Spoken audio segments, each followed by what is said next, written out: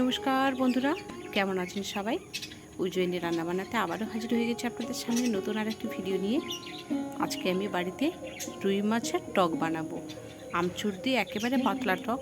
অনেকদিন খাওয়া হয় না জানেন, যে কারণে খুব ইচ্ছে করছিল যে একটু রুই মাছ দিয়ে পাতলা টক করব। বাড়িতে সবাই বলছে একটু টক খাবে, আর 11 দিন একটু টক না হলে মুখে রুচিও কাটে না। সঙ্গে থাকবে ঝাল ঝাল পটল ভাজা, আর টকের সঙ্গে আলু মাখা মাস্ট। তো আমি আজকে আপনাদের টক বানিয়েই দেখাচ্ছি। চলুন তাহলে ভিডিওটা শুরু করছি। তো দেখুন, এখানে রুই মাছ বাজার থেকে কেটে আনা হয়েছে। তো আমি রুই মাছের গোটা কয়েক পিস নিয়ে নেব। এই টক খেতে এত সুন্দর লাগে, অনেকে অনেক রকম স্টাইলে টক করে। তো আজকে আমি যেরকম স্টাইলে করব, এরকমভাবে আপনারা অন্তত বাড়িতে একবার বানিয়ে দেখবেন। ভীষণই ভালো লাগে খেতে। একবার বানালে বারবারই আপনার মন চাইবে বানিয়ে খাই।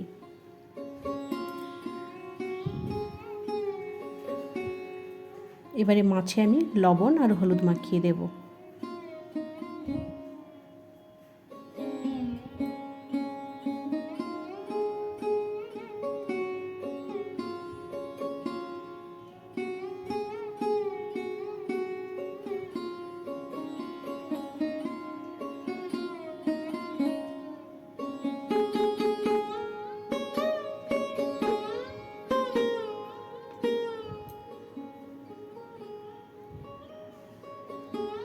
মাছের নুন হলুদ মাখানো হয়ে গেছে।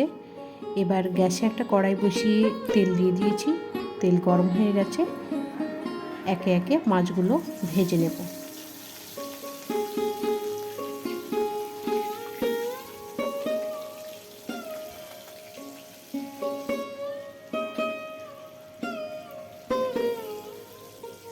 দেখুন, মাছগুলো ভাজা হচ্ছে, আর মাছ ভাজা হতে হতে আমি মশলা বানিয়ে নেব।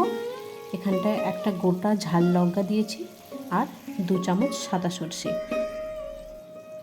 এবার বাটা হয়ে গেছে। এবার দিয়ে দিয়েছি ওই বাটার সঙ্গে 2টো আমচুর।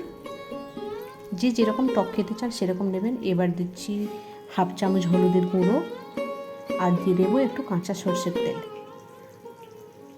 এবার জল মিশিয়ে দেব। জল দিয়ে ভালোভাবে আমচুরটাকে একটু দলে নেব বাটির মধ্যে। হাত দিয়েই দলে নিয়েছি। মাছগুলো ভাজা হয়ে গেছে। এবার সেই তেলেই দিয়ে দিচ্ছি শুকনো লঙ্কা। এবার দিচ্ছি 5 ফোড়ন।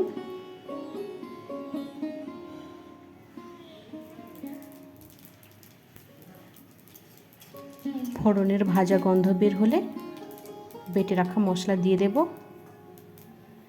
এই সর্ষে বাটা গোলা জলটা এবার দিয়ে দিচ্ছি।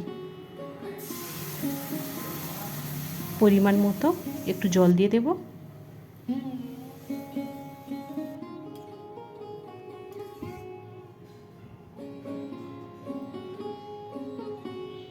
ঝোলটা ভালোভাবে ফুটে উঠেছে। এবার দিয়ে দিচ্ছি লবণ পরিমাণ মতো।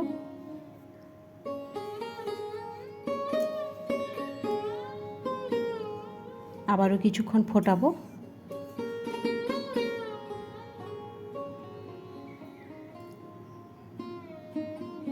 এবার দেব মাছ।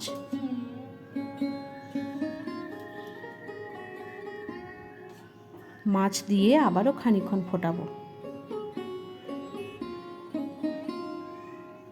এরকম ফোটাতে ফোটাতে দেখবেন ওপর থেকে তেল ছেড়ে গেছে।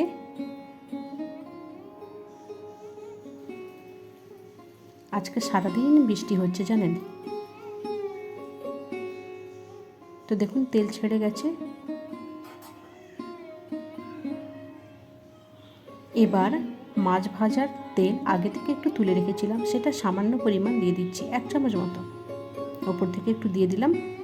বাড়িতে যদি ধনেপাতা থাকে একটু কুচিয়ে দেবেন, তো আমি দিলাম না। আমার বাড়িতে ঠিক এই সময় নেই ধনেপাতা, তাহলে আরও সুন্দর লাগে। হয়ে গেছে, নামিয়ে নেব। কেমন লাগলো বন্ধুরা অবশ্যই জানাবেন। সঙ্গে থাকবেন।